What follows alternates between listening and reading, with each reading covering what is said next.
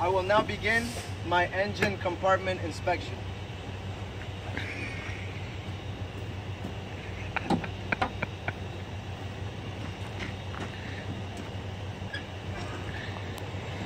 Starting off on my passenger side, I will make sure that I have no puddles on the ground, no dripping fluids under my engine or my transmission.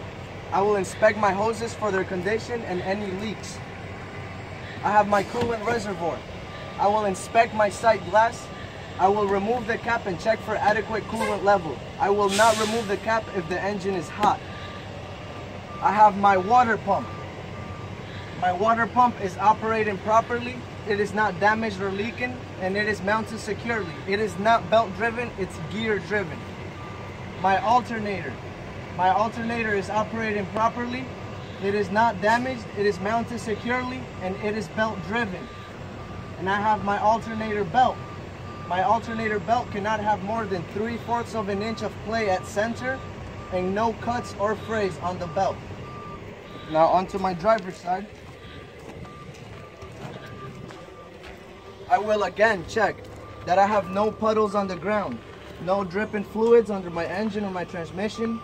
Inspect all my hoses for their condition, any leaks.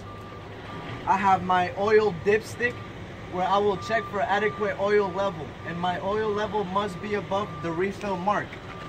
My power steering fluid reservoir. I have my power steering fluid dipstick.